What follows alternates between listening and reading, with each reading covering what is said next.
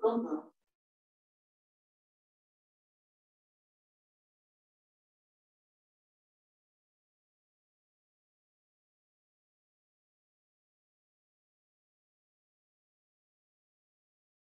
Hola,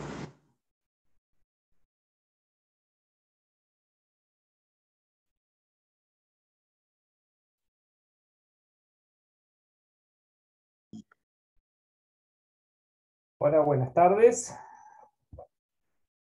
Buenas tardes, profe. ¿Cómo les va? Bueno, de a poquito nos vamos conectando. Bueno, cuando pueda la gente de graduados, que me haga administrador, que los veo. Gracias, así después puedo compartir material. Gracias, muchas gracias. Ven que voy a cambiar la pantalla. Bueno, la verdad que hoy es un día largo.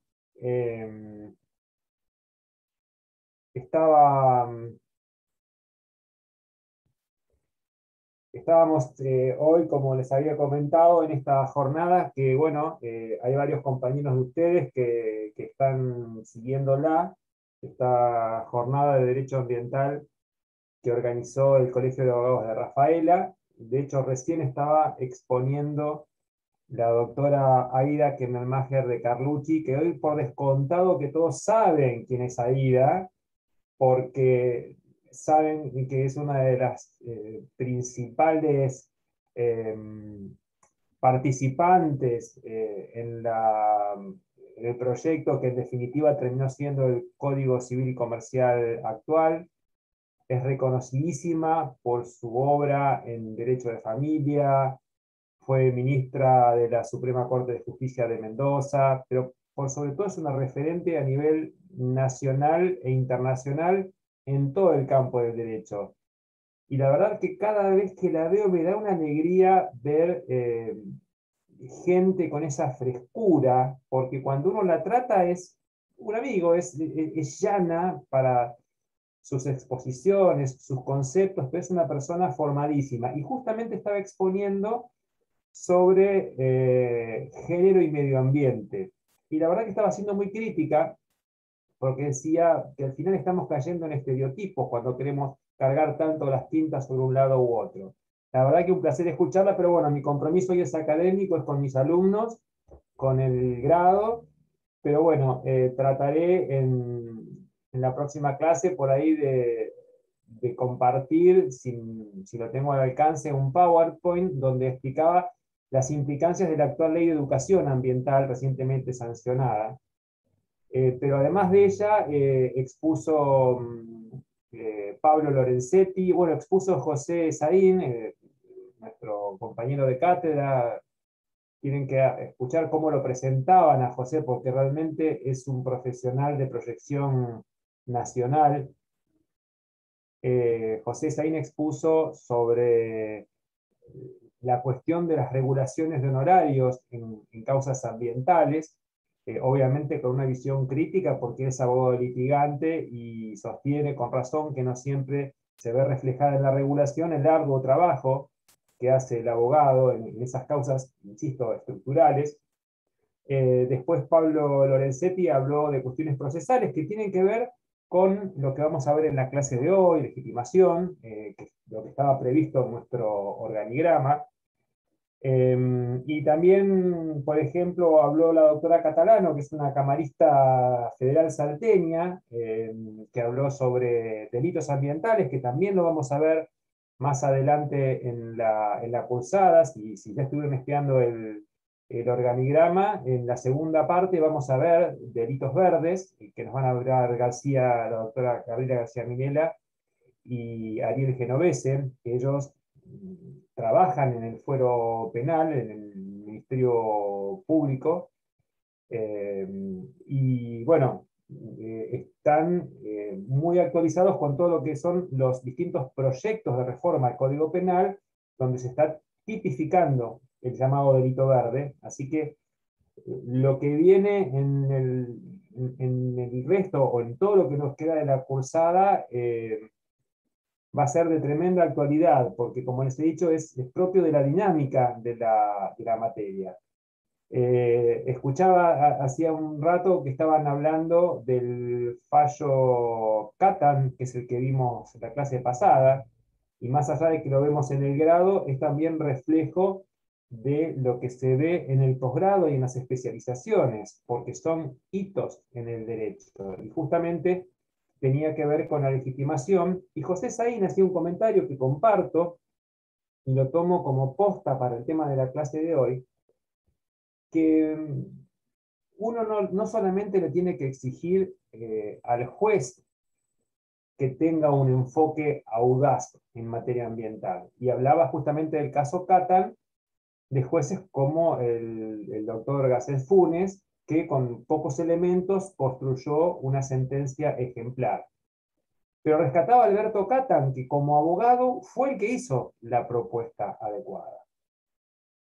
Y yo lo digo tanto en esta materia, y ya estamos en tema, alumnos, estamos en tema, que lo digo en esta como también cuando enseño procesal civil, que el primer juez de la causa es el abogado que es consultado por su cliente en su estudio. ¿Por qué? Porque es el primero que va a ver la viabilidad del tema que les propone. Es decir, el abogado va a analizar si quien vino a verlos es titular de la acción, qué tipo de acción puede proponer, quién va a ser el juez competente, porque no es lo mismo que venga una persona, imaginemos una causa ambiental. No, porque un amigo mío tiene tal y cual problema, bien, y su amigo es de su barrio, no, él vive en Córdoba, pero yo vengo a preguntarle porque a mí me gustaría, bueno, mire, en realidad, si el problema es de un amigo en Córdoba, el que tiene que venir es su amigo, y probablemente la causa tengamos que llevarla por ante los tribunales cordobeses. Entonces, mire, por lo menos dígale a su amigo que se comunique conmigo telefónicamente. O viene una persona y dice, no, porque esta fábrica tiene una actividad que afecta a la salud de los vecinos. ¿Y usted está afectado en su salud? No, yo no, a mí no me pasó nada. Bueno, tráigame alguno de los afectados. Si yo quiero ver una legitimación concreta, una afectación de un derecho individual, por decirlo de alguna manera. U otro puede decirle, no, mire, yo vengo por tal problema. Ah, ¿y eso cuándo ocurrió? No, hace como 30 años en un campo. Dice, mire, probablemente ese derecho esté prescripto. ¿Qué quiero significar con esto? Que cuando nos viene a ver a un cliente al estudio, el escenario que se nos puede presentar es enorme. A ustedes, que son estudiantes avanzados de la carrera, les va a pasar lo mismo que me sucedía a mí. Por ahí venía, no sé, una tía y me decía, ay, te va a ver mi amiga al estudio. Y no sabés por qué asunto me viene a ver. No, pero me preguntó si ya estabas recibido y que te iba a ver. Y uno por ahí estaba preocupado en su estudio para saber, a ver, ¿qué me va a preguntar? ¿Voy a saber responderle? ¿Tendré la respuesta? Y quiero que sepan que muchas veces no tengo la respuesta yo hoy en la cámara, después de 30 años entre ejercicio profesional y un montón de años en la magistratura, porque a veces hay temas que nos desconciertan. Pero ¿qué es lo importante? Confiar en ese bagaje que hemos ido armando ahora, mientras cursamos, mientras estudiamos, y por supuesto empezar por escuchar. Y hay algunas cuestiones básicas que vamos a aprender ahora que tienen que ver con la eventual existencia de un caso. Es decir, yo tengo que ver si tengo un caso de naturaleza ambiental o es un caso común de derecho o que ni siquiera es un caso propio de derecho. A veces la gente viene con propuestas absurdas, cuestiones improponibles. Pero en definitiva, ¿qué es lo importante? Y lo vuelvo a decir, que el primer juez de la causa es el abogado particular cuando lo consulte el cliente, que empieza a analizar si tiene o no algo para llevar a la justicia. Y el primer análisis que hacemos tiene que ver con el cumplimiento de los llamados presupuestos procesales. Primero, si quien nos vino a ver es titular de la acción. Es decir, si es una persona que está en condiciones de presentarse por ante la justicia. Si puede esgrimir, o puede, vamos a verlo así, si puede golpear las puertas del tribunal, porque si él no es el titular de la acción, no se le van a abrir las puertas del proceso. Y segundo capítulo, para hacer ese análisis, tengo que ver el tipo de proceso que voy a intentar. ¿Por qué? Porque en general, como ya les anticipé, todos piensan que la materia ambiental se resuelve a través de amparos ambientales.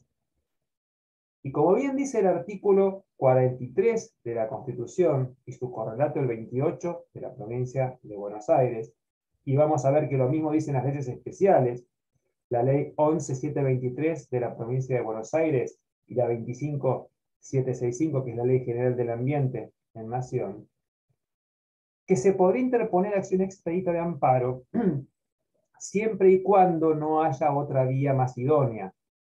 Y esa es nuestra responsabilidad, saber que hay otras vías más idóneas. Me viene a la memoria, yo no hacía tantos años que estaba recibido, llevaría, no sé, 10 años a cuestas de ejercicio profesional, ya me identificaban por mi actividad docente como un profesor ambientalista, y una gente me vincula con la asociación o la fundación de la Reserva Natural del Puerto de Mar del Plata. La reserva natural que está ubicada entre los terrenos que se fue apropiando a los IBI, que unos les correspondían, pero por otros avanzaron y hay un litigio en la justicia federal, y la zona comercial del puerto. Y en realidad me habían venido a ver porque se estaban sucediendo reiteradamente incendios en la reserva y ellos interpretaban que eran intencionales porque la idea era que la reserva como tal desapareciera y de ese modo se pudiera avanzar sobre esos terrenos con industrias, con comercios, con zonas de recreación. Porque ¿qué característica tiene desde el punto de vista morfológico, geológico o ambiental? Que justamente es un humedal, vamos a ver más adelante qué son los humedales, nuestro país es signatario de un acuerdo internacional sobre conservación de los humedales, que está en plena zona urbana, y es una zona de nidificación y de reposo para aves migratorias, porque alguna vez alguno dijo, ¿por qué no mudamos la reserva? Como si uno le pudiera indicar a las aves dónde ir a nidificar o cómo modificar el curso de las aguas. La verdad que es un área que absolutamente debe ser protegida, y es la tarea que viene desarrollando desde hace muchísimos años la Fundación de la Reserva Natural del Puerto. Y bueno, con motivo de los incendios recurrentes me vienen a ver a mí, que es la primera vez que contactaba y trabajaba con ellos, para iniciar una acción de amparo. Yo lo primero que les digo, miren, ¿por qué un amparo? No, porque pasa esto. ¿Qué está sucediendo? ¿Que hay incendios? Bueno, hay una figura en el Código Penal que considera punible a la conducta de aquel que inicie un incendio, ya sea de forma intencional o accidental.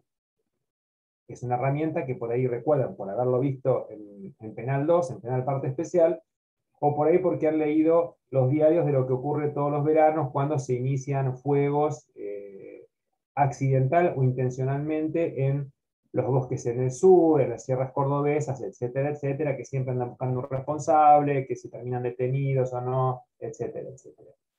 Pero para eso no me hacía falta iniciar una acción de amparo, sino que yo les propuse en ese momento que radicaran una denuncia ante la autoridad en ese entonces, era anterior a la reforma del 98, entonces la denuncia en vez de hacerla ante el fiscal se hacía directamente ante el juez criminal y correccional. Y la verdad es que el juez dictó tras formular la denuncia, ordenó una serie de medidas probatorias, se las confirió a prefectura que tenía jurisdicción sobre el lugar, y advirtieron que en realidad se trataba de gente que estaba viviendo, que durante las noches se refugiaba ahí y prendían fuego para calefaccionarse o para cocinar, y se les extendía, entonces un día lo hacían en una zona, al poco tiempo pasaban a la otra, pero en realidad Lo importante fue que terminaron los incendios porque la autoridad pública se ocupó de desalojar a esa gente porque no era un lugar en el que podían ni pernoctar ni acampar.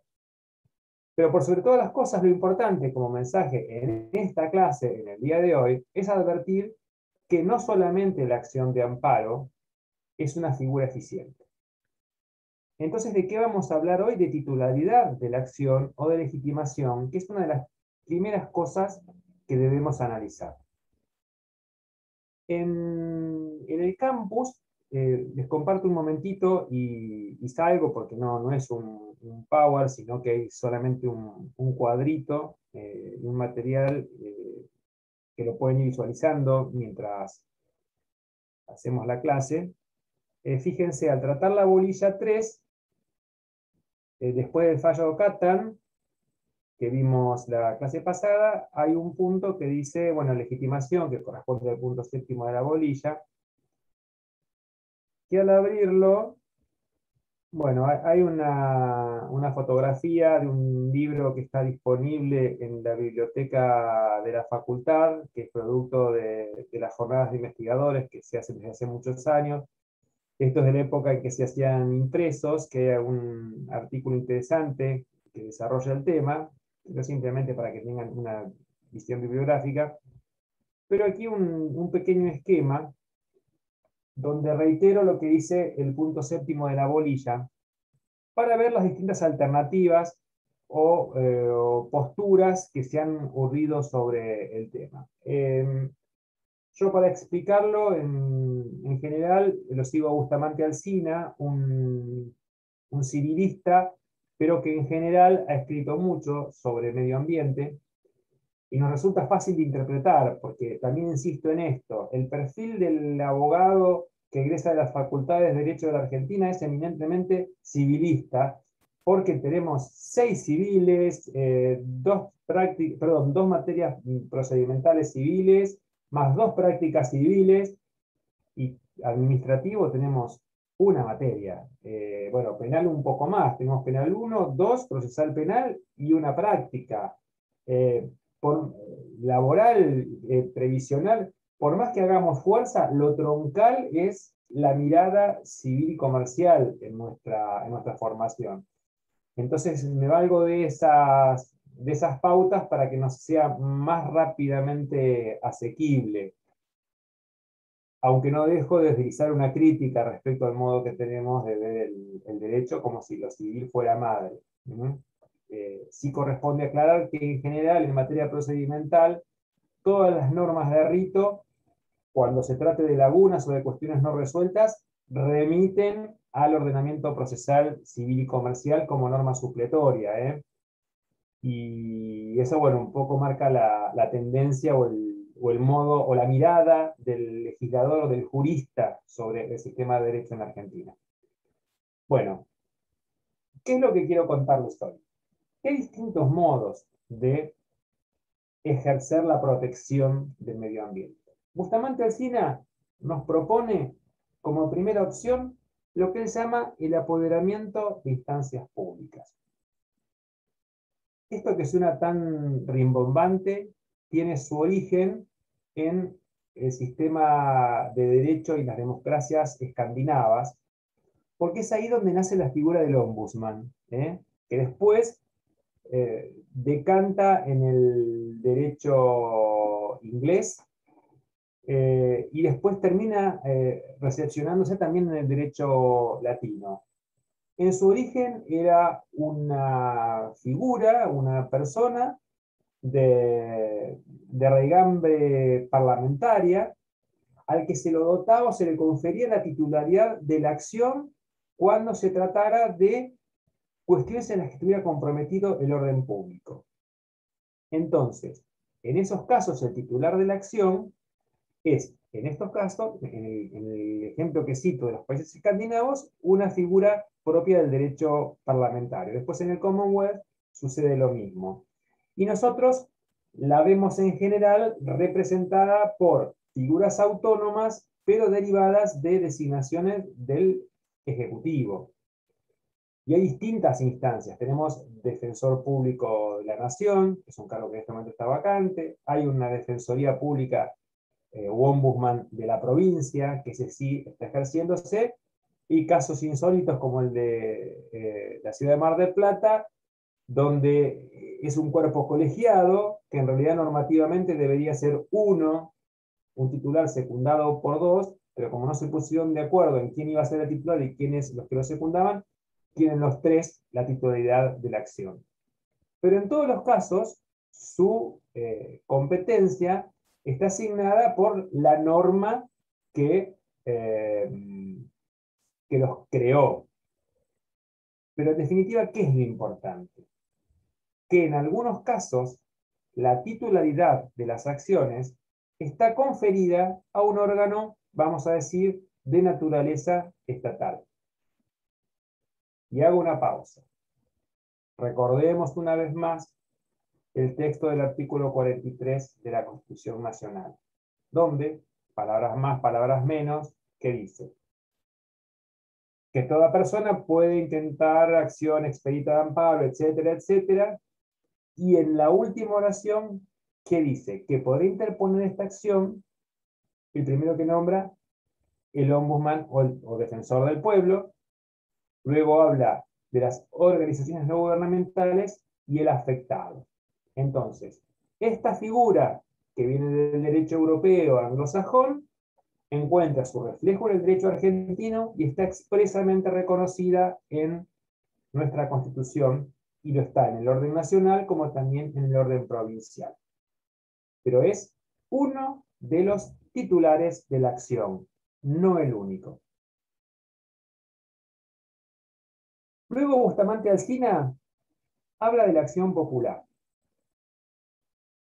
Al hablar de acción popular, lo que está significando, ¿no? Lo que nos está traduciendo, es que cualquier persona en materia ambiental podría presentarse ante la autoridad jurisdiccional, porque en definitiva todos nos vemos afectados por aquellas cuestiones que afectan al medio. Y lo que también podría inferirse, que es una eterna discusión, bueno, eterna no, ya creo que está superada, pero cuando recién se había sancionado o modificado la Constitución, que tenía con el doctor Eduardo Jiménez, profesor de Constitucional y gran amigo, cuando él decía, fíjate que el artículo 43 consagra la acción colectiva, porque dice, todo habitante podrá interponer acción expedita. Y yo le digo, sí, empieza grandilocuente el párrafo, pero después se la confiere, como veíamos hace un momento, al defensor del pueblo, a las ONG y al afectado. Por definición, la acción popular importaría que cualquier persona puede presentarse ante la justicia en defensa de una cuestión medioambiental. Y la verdad que termina concluyendo Bustamante Alsina que un concepto tan amplio, sin algún vínculo con la cuestión que se está debatiendo, se tornaría impracticable, porque entonces vendrían decenas de personas a denunciar por hechos puntuales. Sin ir más lejos, vamos a volver a la clase pasada, fue lo que ocurrió con el fallo Catán y que fue novedoso. Una de las primeras cuestiones que tiene que resolver el juez Garzón Funes es si Catán, que era vecino de la ciudad de Buenos Aires, tenía legitimidad, es decir, si podía ser titular de una acción de algo que estaba ocurriendo en las costas de la provincia de Chubut, que era la eventual captura de las toninas overas. Él pudo zanjar rápidamente la cuestión. ¿Por qué? Porque la demandada, que en este caso el Estado Nacional, a través de la Secretaría de Agricultura, Ganadería y Pesca, no le opuso la defensa de falta de legitimación activa y le reconoció directamente legitimación. ¿Por qué? Porque consideró que él también, la Secretaría como Estado, también estaba preocupada por la conservación de nuestra fauna ictícola. Muy grandilocuente, hoy podríamos decir una visión muy demagógica o popular, pero era época de un gobierno de facto, así que no hablemos ni de popularidad ni de demagogia, hablemos rápidamente de olvido. Pero bueno, la actitud procesal de quien contesta en ese momento la acción fue de no negar la legitimación. ¿Qué es lo que se va a requerir? Como vamos a ver en el desarrollo de la clase, algún tipo de afectación. No basta un mero interés simple. Ah, sí, vos sabés que yo miro carreras de caballos, ¿sí? A veces por la televisión, ¿sí? O un día vi una película que me gustó, entonces voy a presentarme en un amparo porque autorizaron, no sé, la faena de caballos salvajes en la Patagonia. No, pará, porque un día viste una película, ¿ya te consideras legitimado? No, más vale que venga la Asociación Argentina de Criadores de Caballos Criollos o los vecinos del lugar. Se requiere un vínculo un poco más fuerte, más realista. Vamos a avanzar, por eso se los digo con esta liviandad en este momento de la clase, para considerarse legitimado activo. Pero como hipótesis, la acción popular está admitida en la doctrina y vamos a ver que en algunos casos está abierta esa posibilidad. Cuando se trate de intereses o de derechos colectivos, ¿eh?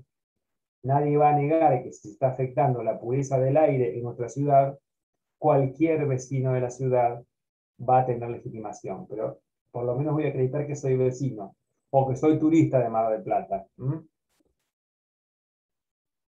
Otra hipótesis que analiza, y van a ver cómo todas estas juegan, ¿eh? Por eso es importante que las vayamos siguiendo, las entendamos, porque nunca sabemos qué nos va a plantear el cliente que va a golpear a la puerta de nuestra oficina y vamos a estar expectantes a ver qué le respondo, qué me vendrá a preguntar. ¿Sabré o no sabré de lo que vienen a consultar? Bueno, la figura del denunciante. Aquí también hay un tema de titularidad de la acción ajena. Porque en el ejemplo que yo les contaba hace un rato de la Reserva Natural del Puerto de Mar del Plata, yo sugerí radicar una denuncia. Y yo me limité a formular la denuncia y el sistema solo hizo su propia investigación, porque se trataba de un delito de acción pública. Y aquí recuerden, los que hayan estudiado penal, que hay delitos de acción pública, hay delitos de acción privada y hay delitos de instancia privada. Cuando se trata de delitos de acción pública, me basta con llevar a oídos, en este caso del fiscal o de la autoridad, la probable ocurrencia del delito o la violación del tipo penal para que se motorice el sistema y vaya o funcione solo, porque para eso tenemos un Ministerio Público Fiscal, con agentes fiscales, con fiscal de cámara, con instructores judiciales, con el auxilio de la fuerza pública para tomar medidas, etcétera, etcétera. Pero eso, si me permiten decirlo así, funciona solo. ¿Qué puedo hacer yo? Constituirme como querellante o particular damnificado y coadyuvar en esa actividad. Pero me basta con formular la denuncia. Y el sistema de por sí es muy eficiente. Yo creo que les he contado en algún momento, van a seguir disfrutando los jueves a Gaby García Minera.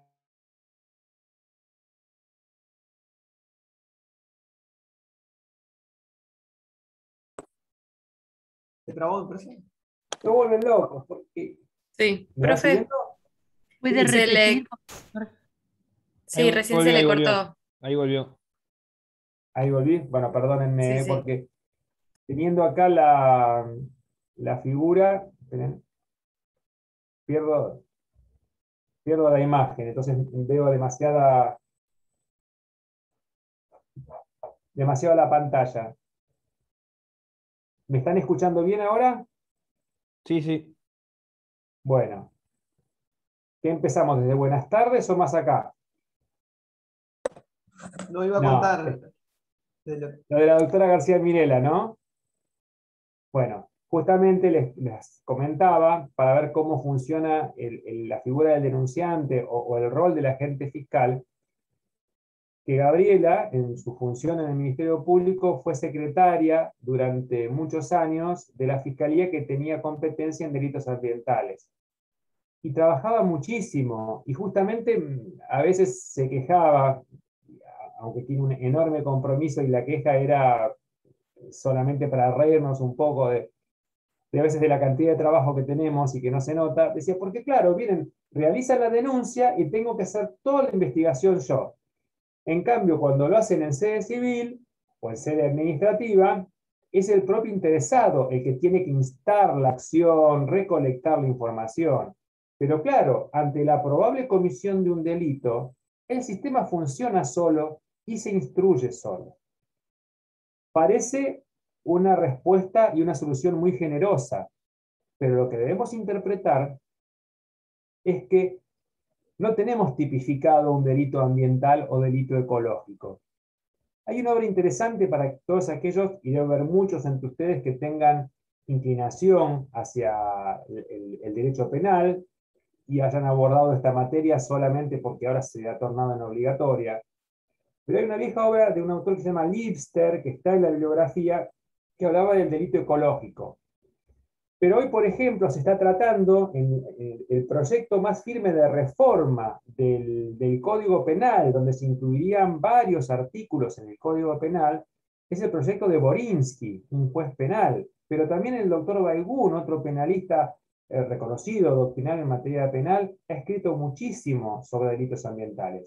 Y una de las pautas es esta, que funcione el sistema, pero muchas acciones que contaminan y que agreden al medio ambiente no tipifican un delito y no necesariamente lo vayan a hacer ni aún con un código, porque puede tratarse de un simple incumplimiento contractual que haya generado un daño, una falta menor que no importe activar el sistema penal.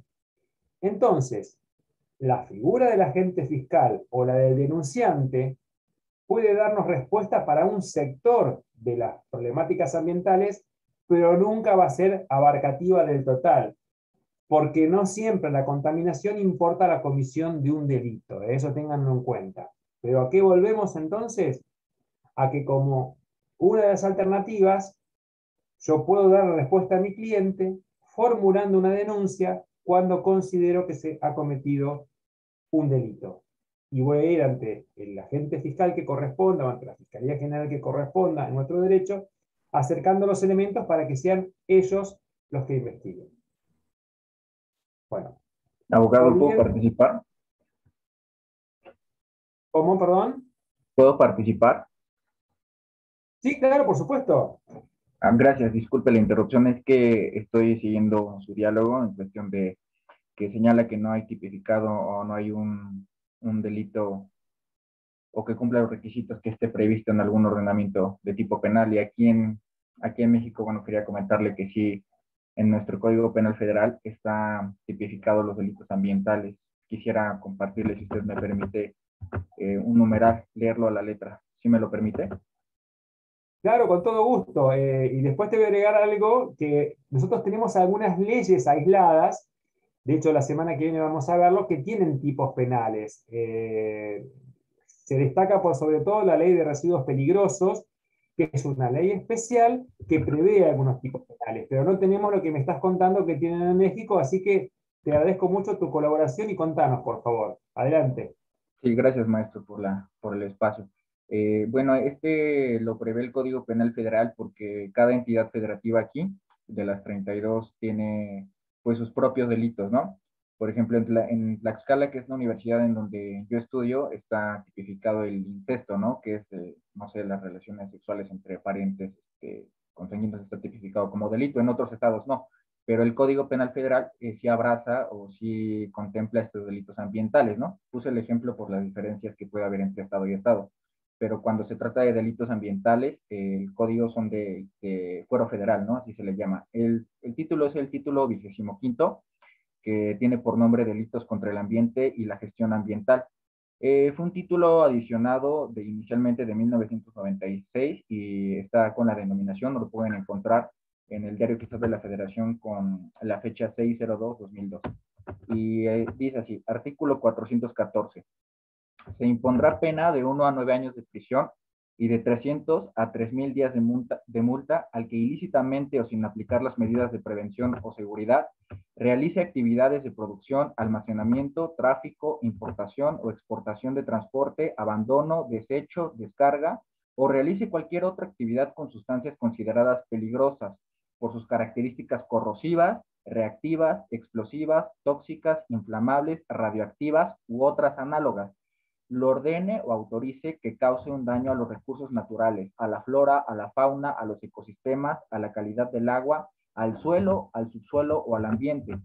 La misma pena se aplicará a quien ilícitamente realice las conductas con las sustancias enunciadas en el párrafo anterior o con sustancias agotadoras de la capa de ozono y cause un riesgo de daños de los recursos naturales, a la flora, a la fauna y bueno, ahí termina el primer párrafo. Está muy amplio, no le quiero dar lectura a todo, está muy amplio, es el primer artículo del primer capítulo, pero el legislador aquí se ve que se puso a trabajar, no lo dejó a un criterio interpretativo que a veces se batalla mucho en esto y más en una materia pues tan joven, ¿no? En diferentes partes del mundo.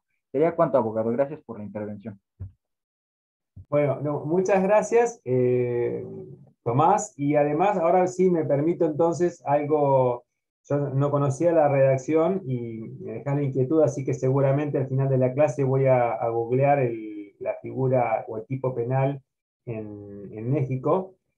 Pero en realidad la ley de residuos peligrosos del país que recién mencionaba y sobre la que vamos a hablar en las próximas clases, justamente tiene tipo penal para justamente la manipulación, depósito, transporte, bueno, almacenamiento, etcétera, etcétera, de los llamados residuos peligrosos. En la ley de la provincia de Buenos Aires se los llama residuos especiales, y tiene figuras severas. Cuando se considera que es doloso, la pena va de 3 a 10 años de prisión y multa.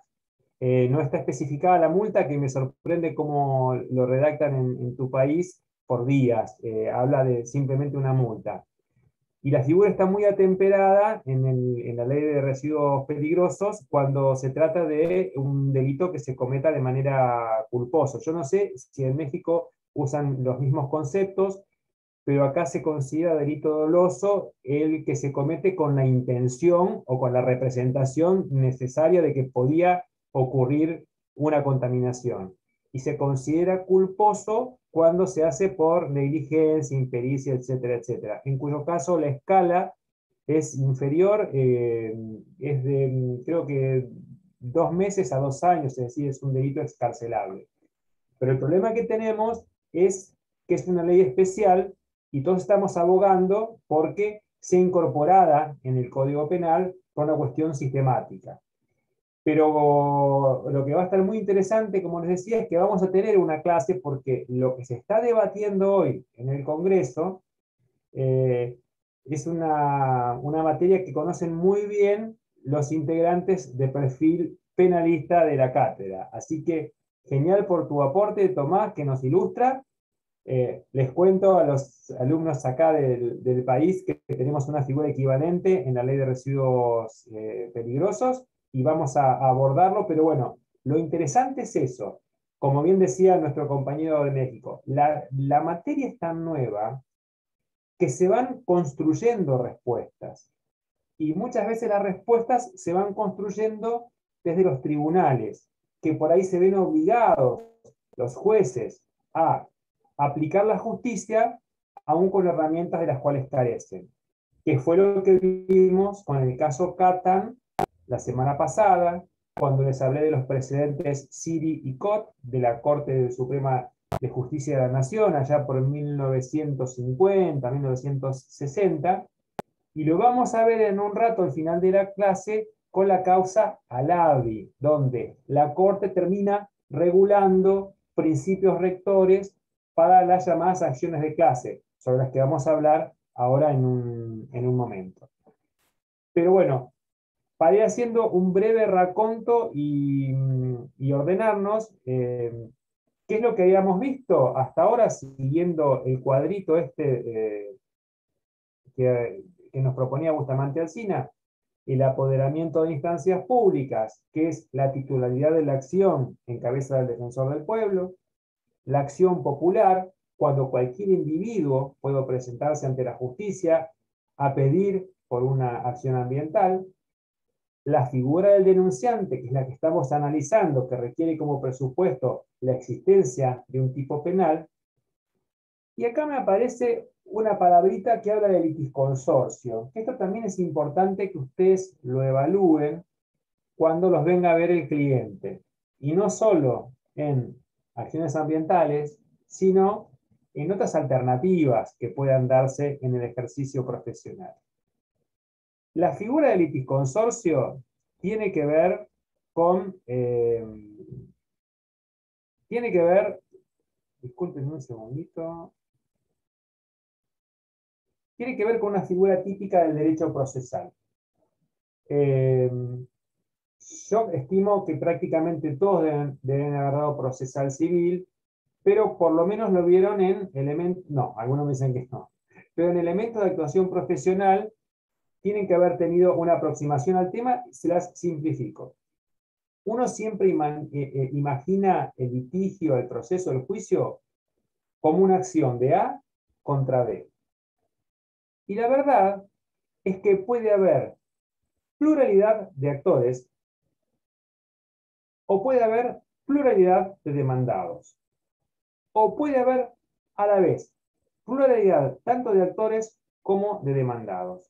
¿Cómo lo llama eso la doctrina jurídica? Litisconsorcio, que puede ser litisconsorcio activo, cuando son muchos actores, litisconsorcio pasivo, cuando son muchos los demandados, o litisconsorcio mixto, cuando hay muchos actores y muchos demandados. ¿Y por qué puede haber muchos actores? Imaginen ustedes que éramos los pasajeros de un taxi, 3 compañeros de la facultad, y en el cruce de Avenida Luro, cuando nos lleva de vuelta para casa, nos lleva por delante un colectivo y quedamos cada uno con alguna fractura, medio chamuscados.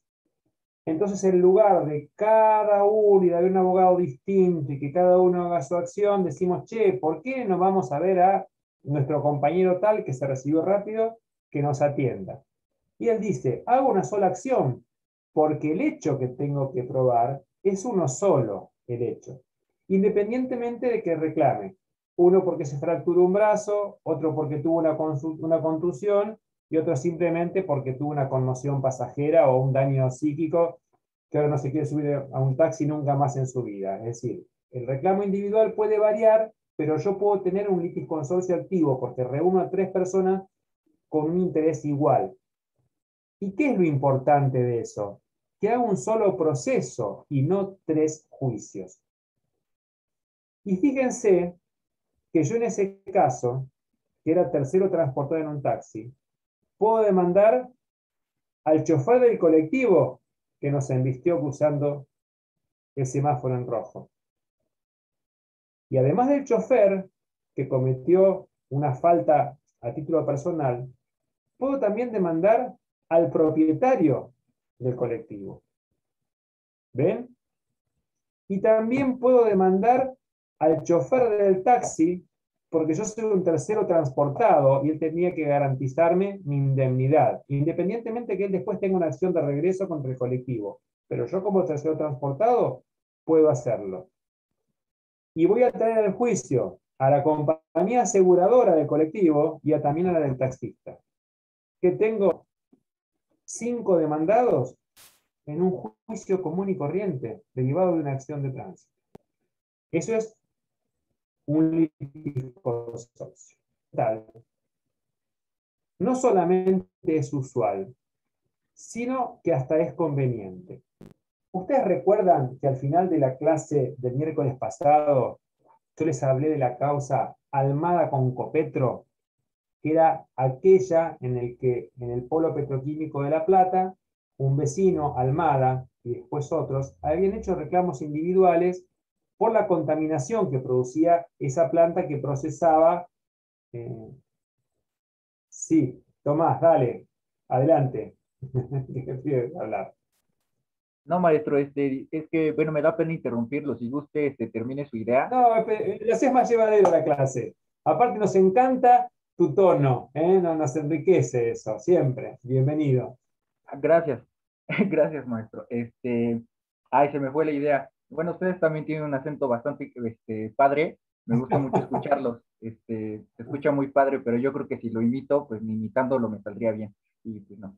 Entonces, bueno, la figura que usted está comentando de litis consorcio, aquí, bueno, yo quisiera partir del comentario que nos hizo en cuestión de retrocediendo un poco de los delitos ambientales en cuestión del grado de participación, es decir, por no hacer aquí lo culposo en delitos ambientales, podremos partir en la culpa sale de la omisión, o sea, del no hacer ante presenciar un ejemplo de la comisión de un delito ambiental, o sea, el simple hecho de no denunciar, pues ya es materia culposa, ¿no?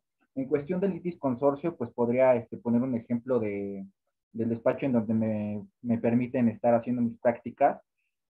Hubo un asunto, bueno, es penalista, dedica a asuntos penales este despacho y pues se hace el litis consorcio cuando se persigue a varias personas en la comisión de un delito. El ejemplo que quiero poner, maestro, pues fue real, o sea, pasó, sucedió aquí en México, y fue que, pues, podríamos llamarle, para que lo entendamos todos, es pues una banda que se dedica a la comisión de delitos, a robo a mano armada, a robo a transeúnte, a robo de vehículo, etcétera. Entonces, en la comisión de un delito, este grupo de 5 personas eh, quitaron una camioneta NP300 marca Nissan a la altura de las casetas para entrar a mi comunidad, las casetas o el peaje, que lo conocemos así. Y bueno, esta banda de 5 personas trataron o más bien despojaron de la camioneta que ya cité a la familia, que fue de un papá, una mamá, un recién nacido y una chica de 15 años, una niña de 15 años. Y bueno, los hechos se relatan que pues dispara uno de los asaltantes, vamos a llamarle, hacia el parabrisas de la camioneta y bueno, esta bala perfora, ¿no? Perfora el parabrisas, se impacta con el bebé recién nacido y la bala todavía llega a impactarle a la madre, ¿no? Entonces, pues el bebé pierde la vida al instante. Más tarde lo separan y en las entrevistas que rinden los familiares, bueno, narran muy explícitamente, y no me quiero detener eso por evitar morbo y por lo triste que es leer una entrevista así, que narran la violación de los 5 hombres, ¿no?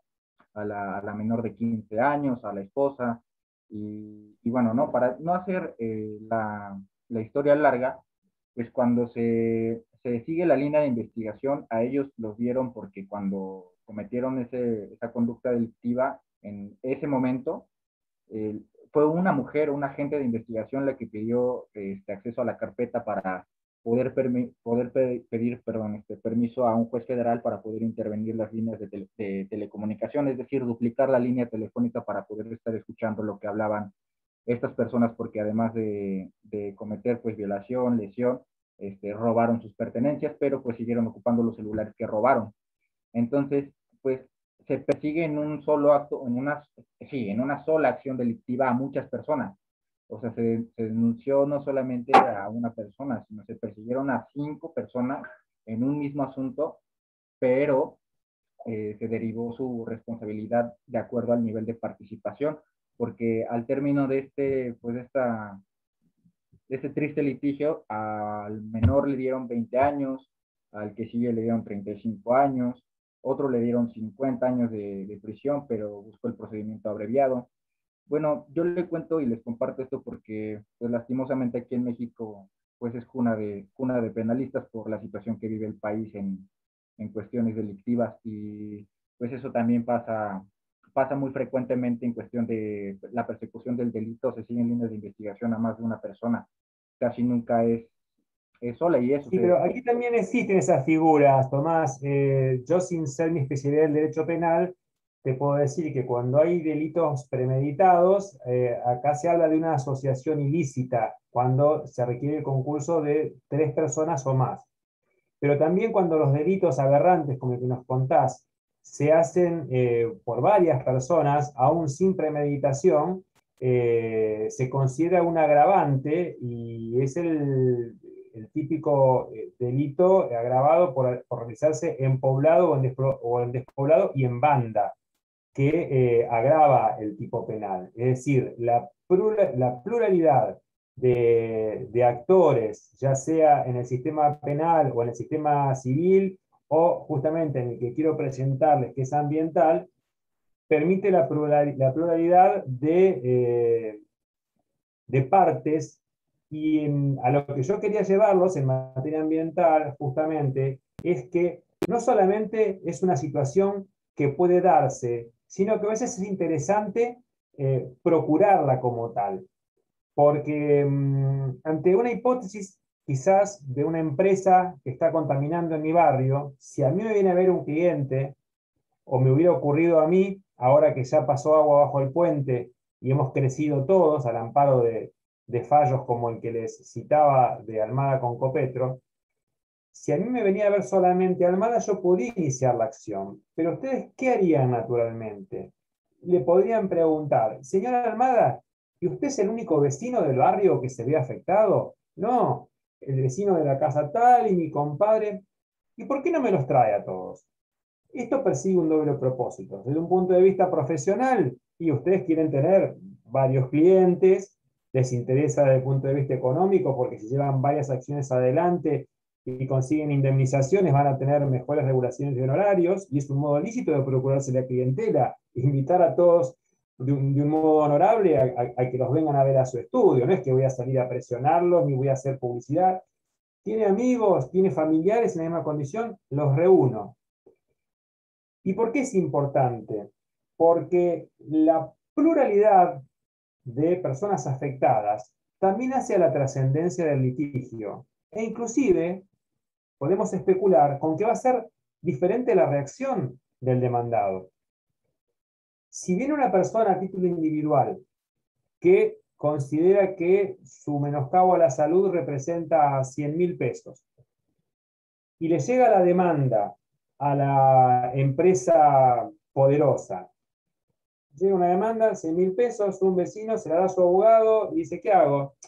No sé, manejalo. Le hago una oferta, bueno, ofrecerle 10.000 pesos y si no, ¿cuánto tiempo lleva un juicio como esto? 5 años.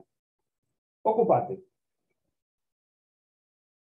Che, 30 vecinos, 100.000 pesos para reunión de, vamos a llamar al directorio, a los abogados, ¿cómo paramos esto?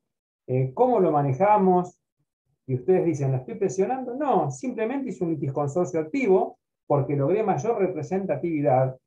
A mí me interesa desde lo profesional y desde lo estratégico judicial, y a su vez genero una relación de poder, porque lamentablemente en conflictos ambientales se da siempre esa lucha entre David y Goliat, el fuerte con el débil. Y muchas veces el débil no tiene ni siquiera los recursos económicos para llevar a la justicia, por más que el artículo 32 de la Ley General del Ambiente, como van a estudiar, dice que el acceso sería restricto, sin ningún tipo de limitación, ni pago de tributos, ni tasas, etcétera, etcétera. Pero a veces hay que preconstituir pruebas. Yo por ahí tengo que hacer una toma del agua que presumo contaminada del arroyo, ¿y qué tengo que hacer? Ahí la tenés que tomar, no sé, con un escribano que certifique que lo tomaste de ese arroyo. ¿Y cuánto te cobra un escribano por hacer esa labor? Y hoy me imagino que debe cobrar, no sé, 10.000 pesos, 20.000 pesos. Y el pobre laburante, que a duras penas llega a fin de mes, dice, yo no lo puedo pagar, doctor. Pero si yo tengo 20 clientes y ponen, no sé, 500 pesos cada uno, y ahí ya reuní la plata. Ustedes podrán pensar, bueno, el abogado también puede colaborar. Bueno, imaginemos hipótesis. Pero ¿qué es lo que logro? Un esfuerzo mancomunado para afrontar las vicisitudes del juicio, pero también para hacerlo más representativo. Y hay muchas causas muy sonadas que se han originado así. Yo no sé si la clase de la semana que viene o la otra, vamos a tener la primera clase con José Saín, y les voy a pedir que les hable de la causa Matanza Riachuelo, que es la famosa causa que tramitó y todavía tramita con algunas secuelas en la Corte de Nación, que tiene que ver con el saneamiento del Riachuelo. Y la causa se llama Mendoza contra el Poder Ejecutivo Nacional, etcétera, etcétera. Pero Mendoza es Mendoza Beatriz. Es el nombre de una de las varias actoras, son por lo menos 20 vecinos, que después vamos a ver más muchos son trabajadores sociales que hacían su tarea en zonas en las que veían gente enferma y se empiezan a enfermar a ellos mismos porque empiezan a advertir que estaban mal en su salud, se hacen análisis de sangre y advierten que empiezan a tener cantidades de plomo que superaban las tolerables en una persona y advierten entonces que la población que vivía ahí, que no tenía ni siquiera tal vez la capacidad intelectual para advertirlo, bueno, que hacen un colectivo de demandantes, hay un litisconsorcio activo y promueven la acción contra los estados ribereños, es decir, la Ciudad Autónoma de Buenos Aires, la provincia de Buenos Aires, el gobierno nacional como autoridad de aguas y también contra las empresas que presumen que son las que hacen los vertidos químicos. Entonces ahí tengo un clásico litisconsorcio mixto, donde tengo varios actores y varios demandados. Claro, ese es un proceso estructural tremendo, que también es un punto de inflexión en la historia de la tarea de la Corte, porque ya vamos a ver inclusive que la Corte dividió los reclamos patrimoniales a título individual del reclamo por la recomposición del medio ambiente. Es decir, hay acciones, hay lo que voy a explicar ahora, derechos individuales homogéneos y derechos colectivos. El derecho a un medio ambiente sano es colectivo, pero después el derecho individual de cada uno a ser resarcido tiene que ver con la afectación que cada uno tuvo, que la delegó en el que entonces era el recientemente creado Juzgado Federal de Quilmes. Como tenía pocas causas, demandó todos los reclamos individuales y se quedó para sí con el reclamo colectivo. ¿Pero a qué apunta esto? Que en la enumeración de Bustamante Alsina, la agrupación de intereses individuales hacia la representatividad y a una estrategia que no nació para el derecho ambiental, que es propia del derecho procesal civil, o como nos marcaba Tomás bien, que también es una figura típica del derecho penal, con un fin menos altruista, sino castigar o resultar una conducta más dura y más punible para el que comete el delito de manera premeditada o entre varios individuos. Es una figura, un agravante en el derecho penal. Pero en el derecho civil el litisconsorcio existe desde la propia redacción, porque se daba, como les contaba un ejemplo muy llano, con qué sucede si todos los pasajeros del taxi nos juntamos para hacer un solo juicio, hacia la economía de recursos, hacia la demostración de un solo hecho, y lo único que nos diferencia es el resarcimiento que nos va a corresponder a cada uno de nosotros por el distinto grado de afectación o de daños que hayamos tenido en el accidente. ¿Me van siguiendo? Bueno, porque es importante esto. Fíjense, estoy viendo cómo lo presento a mi cliente. ¿Quién puede ser mi cliente? ¿Quién va a ser recibido en las puertas de los tribunales cuando golpee con una acción ambiental? ¿Qué nos queda por ver? Lo que dice o lo que llama Bustamante Alsina las asociaciones cualificadas, que en general nosotros llamamos organizaciones no gubernamentales, las ONG, que es como también la llama el artículo 43 de la Constitución Nacional en la última parte. Esta figura tiene distinta recepción en distintos países. Japón, en su legislación, fue uno de los primeros en admitir un registro de ONG donde autorizaban a organizaciones debidamente inscritas a litigar en asuntos para los cuales habían sido constituidas previamente. Es decir, se requería una inscripción previa.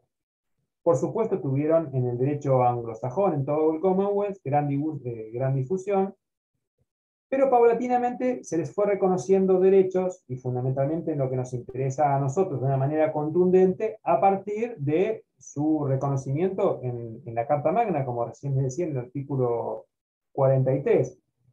Y básicamente se trata de personas jurídicas debidamente o por lo menos legalmente reconocidas y que puedan tener algún interés en el pleito que se pueda acreditar.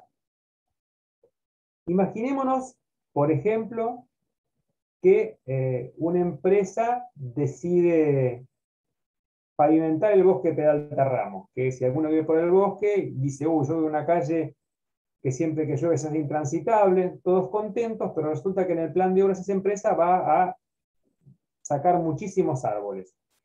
Entonces, los vecinos del barrio podrían presentarse a través de la asociación vecinal, que hay en todos los barrios, o la sociedad de fomento del bosque Peralta Ramos, porque tendría legitimación por ser representativa de los vecinos de ese barrio.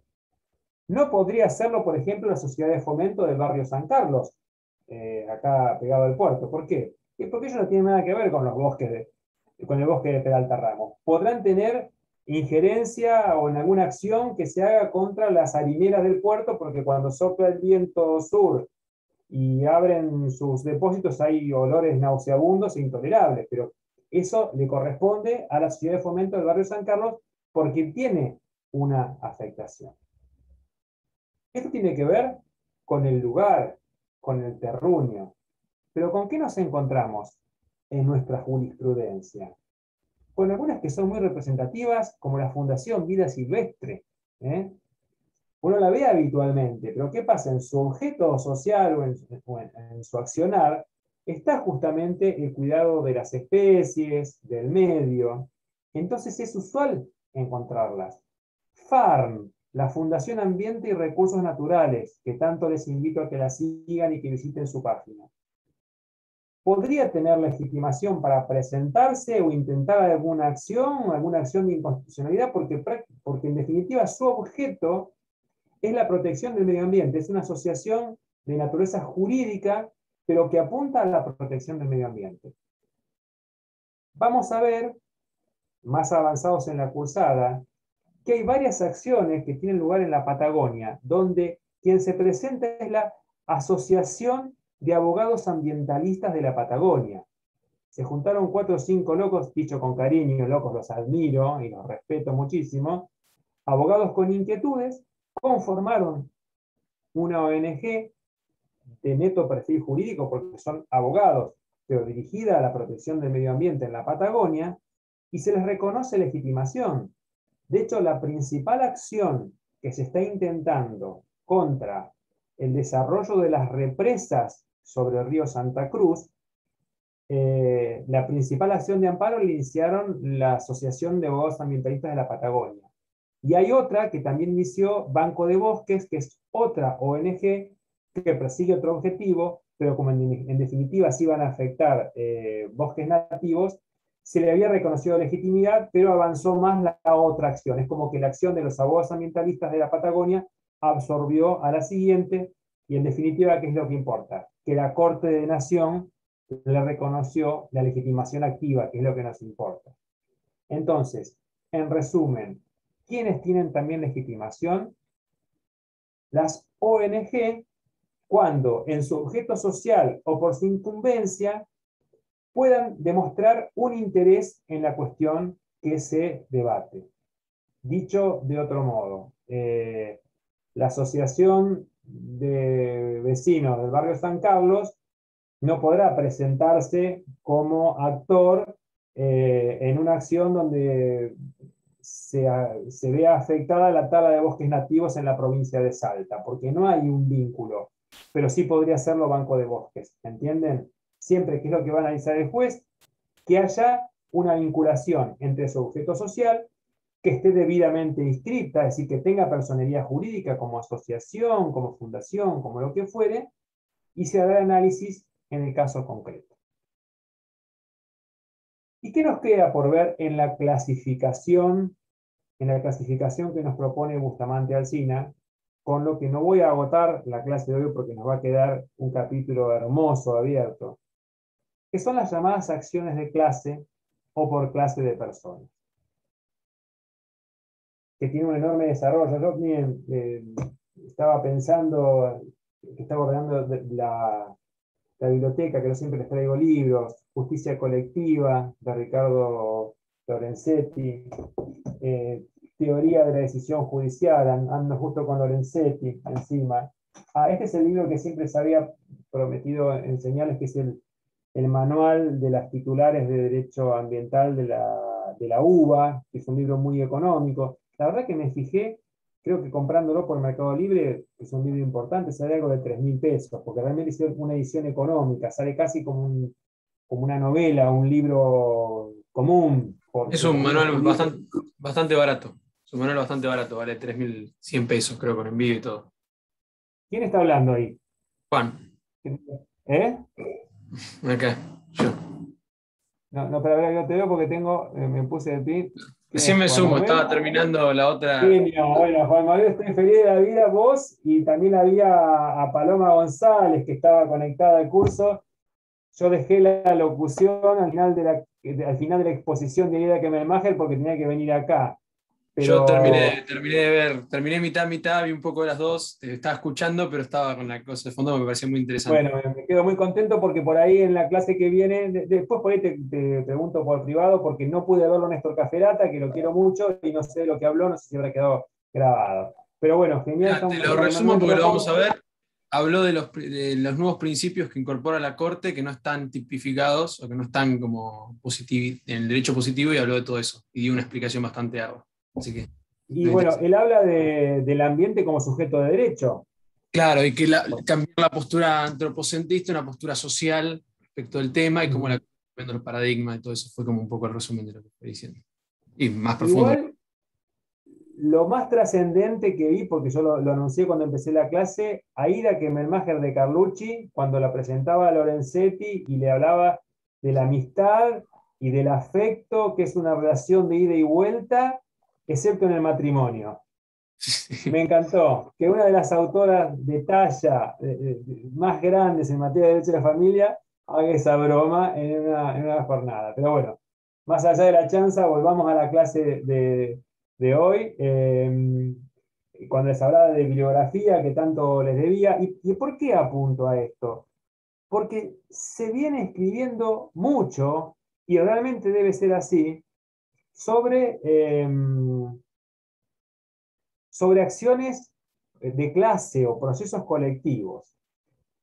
Y la primera explicación y la primera aproximación al tema que voy a dejarles planteado hoy para seguir la clase que viene estudiando a Lavi, estudiando procesos estructurales, viendo la causa Mendoza sobre la cuenca Matanza-Riachuelo, que cuando hablamos de clases se refiere no a ese concepto rápido que todos tienen de clase social, si clase media, clase alta, clase baja, sino se refiere a clases de personas o cuestiones que las identifican.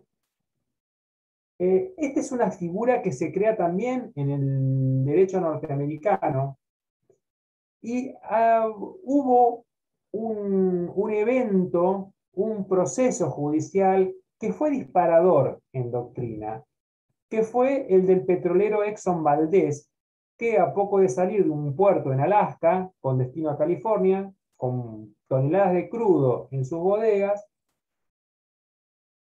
choca contra un risco a la salida del puerto y vuelca prácticamente todo su crudo sobre una zona costera donde había una población que se dedicaba esencialmente a la pesca artesanal.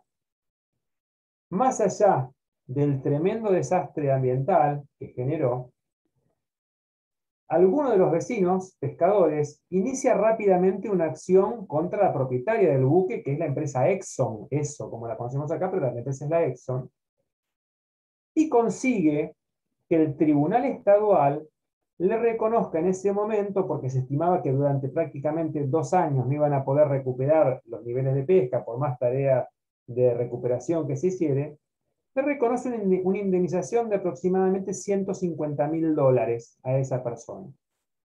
Y a partir de ahí, el tribunal estadual estableció que cada persona que acreditara encontrarse en las mismas circunstancias no tenía que hacer juicio, sino pedir que se le hiciera extensiva la sentencia directamente. Es decir, que fuera acreedor automáticamente a la indemnización de $150.000 a las cuales lo había condenado. Obviamente que si eso hubiera sucedido en la Argentina, lo primero que explotaba al día siguiente era el registro civil, porque todos íbamos a hacer cambio de domicilio y a demostrar que éramos pescadores de la playa, etcétera, etcétera, etcétera. Pero en realidad, lo llamativo y lo trascendente es que por una cuestión de economía procesal, dijeron, bueno, el derecho está aprobado, todos los que acrediten pertenecer a la misma clase, ¿cuál era la clase? Personas domiciliadas ahí y que se dedicaran a la pesca, podían hacerse beneficiarios de la sentencia.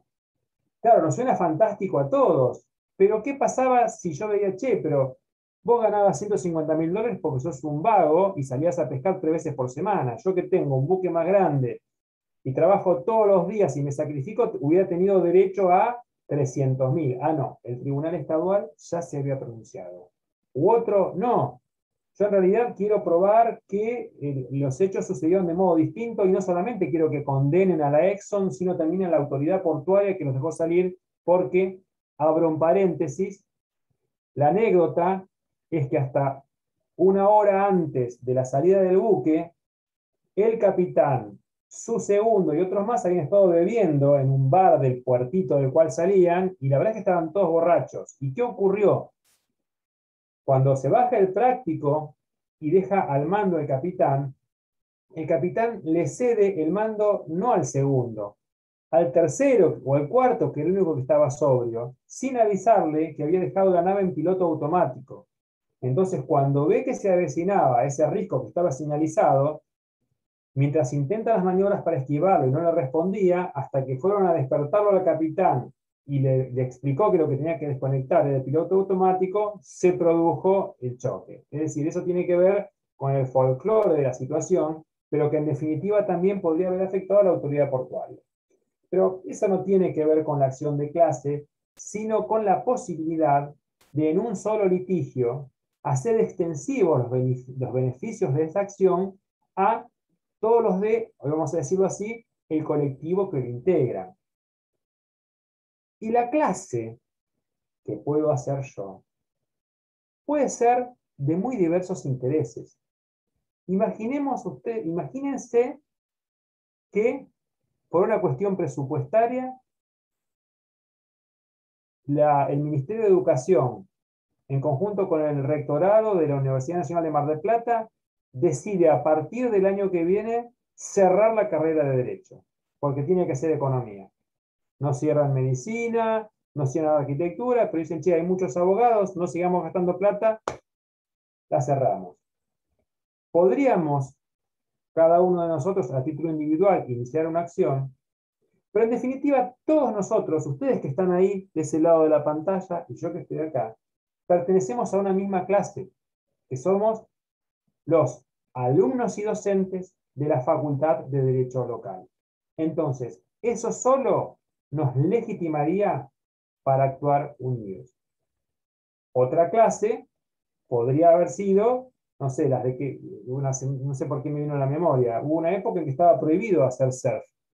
Yo ahora tengo 57 años, pero cuando tenía 15 me puedo considerar un pionero en aquellos años, éramos pocos los que estábamos en el agua, yo soy de Miramar, pero habían prohibido hacer surf en determinados horarios, que eran básicamente los horarios diurnos. Bueno, me viene esto a la memoria porque ¿qué podíamos habernos juntado? Todos los surfistas que nos consideramos pertenecientes a una clase. ¿Cuál? Lo de los surfistas en las playas de Miramar.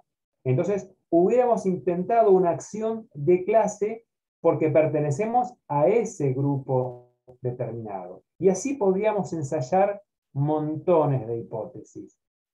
¿Por qué? Porque lo que estamos es reconociendo la existencia de intereses individuales homogéneos. Para redondear un poco la clase, porque ya se me acaba el horario, les dejo presentado esto, que me voy a extender, insisto, en la clase del miércoles que viene. El concepto que todos ustedes traían hasta hoy, no quiero subestimarlos, pero en general es el que traemos, es el de la protección de los derechos individuales. Cuando yo me presento, porque me chocaron el auto, a mí, porque no desalojan la casa que di en la ocasión, a mí, porque no me cumplieron un contrato, y lo hago contra otra persona. Son derechos individuales, lo tengo que resolver yo, no se va a juntar toda la cátedra para reclamar porque a mí me chocaron el auto. Me dirán, uy, pobre profe, le chocaron el auto, pero nada más, es un interés individual mío. Del otro lado, ¿qué tengo? Los derechos de incidencia colectivos, cuando estamos todos preocupados por el cuidado del aire, por el cuidado del agua, por el aprovechamiento del mar, etcétera, etcétera.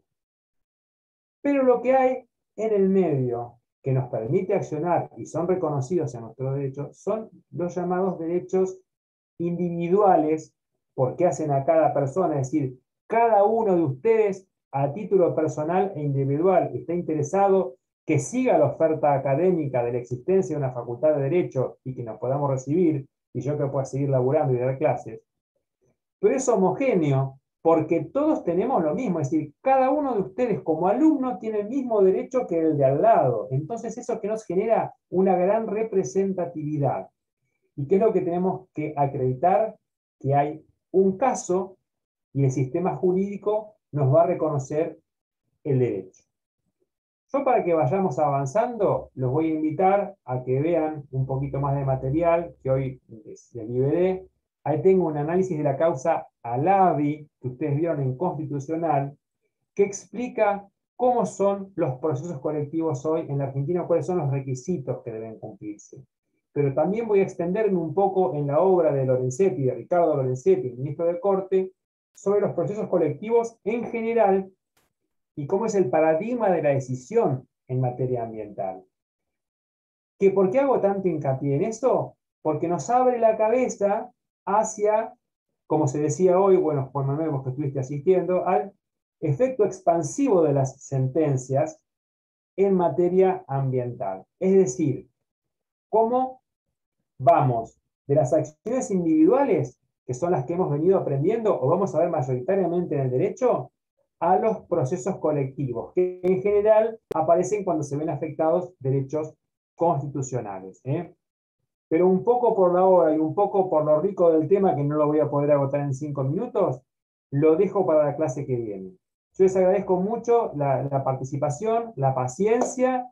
Le agradezco a Tomás, nuestro compañero desde México, que nos ilustra y nos enriquece, porque nos hace muy bien eso. Juan Manuel, después me vas a contar bien cómo terminó. Te tiro una última que me quedó muy, muy en la cabeza de lo que planteó Adelante, dale. Era el tema del 240 del Código Civil y Comercial, y bueno, los artículos del ambiente, y cómo la interpretación fue cambiando, que vos ya los habías nombrado, ya de que respecto a las acciones colectivas y demás, pero él lo planteó mucho ese tema, y la ampliación, y este tema de que es un carácter tuitivo, completamente tuitivo el derecho ambiental. Entonces, esa interpretación amplia es naturalmente propia de sí misma. O sea, eso me quedó muy de lo que dijo. Porque creo haberlo interpretado de esa manera. Sí, lo que es terrible es que el proyecto, en origen, tenía un desarrollo más extenso. Eran varios los artículos que hablaban sobre materia ambiental en el proyecto originario. No se podía esperar otra cosa de Lorenzetti con su compromiso en materia ambiental, como autor o director junto con Kemmelmacher. Pero lamentablemente el Ejecutivo lo fue cercenando, nos quedaron el 240 y el 241, pero exacto. ¿Qué nos queda? De eso también vamos a hablar, la ley especial o el microsistema, que es la Ley General del Ambiente, la 25675, que es una gran ley, que es la que están desarrollando ahora con Gaby, pero después va a confluir con los que les vengo enseñando yo cuando hagamos análisis de jurisprudencia. Ahí te vi, Tomás, también, que nos querés hacer una pregunta más desde México. Te vi en el chat. Sí, maestro. No es sobre la clase, es en cuanto al desarrollo de las sesiones. Tengo una pregunta, abogado Alfredo. ¿Por qué rotan los maestros o por qué no es con el mismo maestro todo el tiempo? Eso me tiene un poco distanciado en cuestión de... No, en realidad por ahí no tuviste oportunidad de asistir a la clase de presentación, pero yo les comentaba algo que es muy rico, porque si bien a mí, bueno, por una cuestión de vejez, no, en realidad una cuestión académica, soy el titular de la materia, hay mucha gente que viene trabajando y como tuvimos que unificar comisiones durante la pandemia, trato de darles espacio a todos los docentes de la cátedra, porque no teníamos varias comisiones y varias oportunidades, sobre todo al no haber presencialidad. Hoy tenemos más de 150 inscritos en la cursada, muchos no se conectan porque ven la clase después grabada, pero yo tengo un plantel docente que en situaciones normales da sus clases en distintas comisiones, por lo menos en 3 comisiones, una a la mañana y 2 en la tarde. ¿Y qué trato de hacer? De que cada uno de ellos dé su especialidad. Porque, bueno, hoy estuve reunido con el doctor Ariel Genovese. Ariel nos puede hablar de todo, pero es una persona que básicamente trabaja en las redes de reservas privadas, habla de parques nacionales, habla de derecho penal. Lo mismo pasa con Gabriela García Minera, que nos da su impronta. Invitamos a las doctoras Ana Bernetti, que son las profesoras, y a Claudio Oviedo, que son las profesoras de Derecho Civil, que nos vienen a hablar de daño. Entonces, tienen un bagaje y un conocimiento, o como Alberto Moreira, bueno, que es quien nos ha incorporado a los alumnos de otras carreras. Él es profesor de Derecho Internacional. A mí me encanta dar el tema que da Alberto, pero tener el privilegio de que un profesor de internacional, que a la vez es presidente del Instituto de Derecho Ambiental del colegio, venga y nos dé las clases, nos enriquece a todos. Es casi como que hicimos la selección, por eso vamos rotando los docentes, pero si se fijan, seguimos con el organigrama, y en definitiva lo que apunta es a enriquecernos. Si de todos modos, a veces me van haciendo consultas, me las hacen siempre a mí porque yo interactúo. Miren, hoy me reuní una mañana en una escapadita con Ariel Genovese, mañana me reúno con Claudia Oviedo, y por supuesto con Fabián Casas y con Gaby García Minela hablamos siempre. Pero nosotros estamos permanentemente en contacto, diagramando lo que queremos que sea la mejor cursada que se pudo dar de manera virtual. Tuvimos que diseñarla así el año pasado, y así seguimos pero el año que viene, cuando volvamos a la presencialidad, bueno, irá cada uno a su comisión. Así que, Tomás, la propuesta es para que cada uno traiga lo mejor de sí. Eso es lo que buscamos. Igual es muy normal acá en la facultad nuestra tener rotación de los profesores, que te den un tema, que otro de otro, en muchas comisiones y en muchas materias. Suele pasar. Así que es algo habitual y está bueno. Cuando te acostumbras, está bueno. Sí, interactúas con gente y no ves siempre las mismas caras y cada uno tiene lo suyo. Más allá de que sepas de un tema, está bueno. Yo lo considero desde mi punto de vista. Gracias, maestro. Bueno, ya ahorita me quedó, resulta la duda de que usted es el titular de la materia, pero sí. Yo, bueno, gracias, porque ya aquí el compañero Juan Manuel Beliú, perdón si no lo puedo pronunciar bien, y la compañera Sofía escribieron al chat para comentarme la situación que tienen en cuestión de la rotación de maestros, pero también, abogado, quisiera saber si, bueno, aprovechando el espacio, quién del grupo es el jefe de grupo, si hay jefe de grupo, para que me pudiera dirigir con él para evitar malos entendidos. No entiendo. Yo lo que creo que tendrías que pedir que a través del centro de estudiantes te sumen al chat, que es el modo de comunicarse internamente. Así que por ahí lo que hace falta, porque obviamente en un chat de WhatsApp, por más que tengas tu número extranjero, no varía nada. Así que lo que te diría es eso, que te incorporen a ese modo de comunicación permanente que tienen los alumnos, que por ahí tienen un lenguaje más ágil. Yo nunca me quiero sumar a ese chat porque se develarán determinados secretos. Es más, no tengo ningún informante. Y no quiero tenerlo, no me quiero enterar. Pero ustedes están todos conectados y tienen ese modo de estar informados, y creo que es bueno. La verdad, yo saco mucho de positivo de la virtualidad. A mí me gusta dar clases presenciales, me muero de ganas. Hoy me pasó algo, lo que siempre anuncio. Me para uno cuando estaba por la calle y me dice: profe, ¿usted es mi profesor? Digo, sí. ¿Cuándo cursaste? El cuatrimestre pasado, lo quería conocer en persona. Y claro, porque yo mi historia docente, tengo 32 años de docencia, es tenerlos cerca, conocerlos, intercambiar, o hacer esto que es como un corrillo de charla cuando terminó la clase, o quedarnos tomando, no sé, un cafecito en el bar, y lamentablemente no se puede dar, pero ya estamos más cerca. Yo igual lo conozco hace muchos años, no le puedo contar por qué, pero lo conozco hace muchos años. Yo sí sé que me conoces hace muchos años. Sí. Ahora contá, Juan Manuel. Yo lo tenía pensado, digo, yo estoy seguro. No nos dejes con la intriga. Yo lo vi hace cuando era chiquito. Una de mis hijas. Sí, clarito, mandar un beso.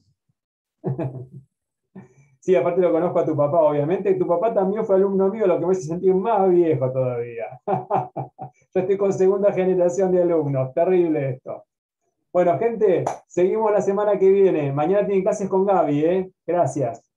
Chao. Gracias, Buena profe. semana. Chao, gracias. Profe, hay alerta meteorológico y suspensión de clases, pero calculo que desde la virtualidad no. Por Zoom sí, por Zoom seguimos por Por eso, Zoom, claro. por eso. Sí. Gracias. Adiós a todos.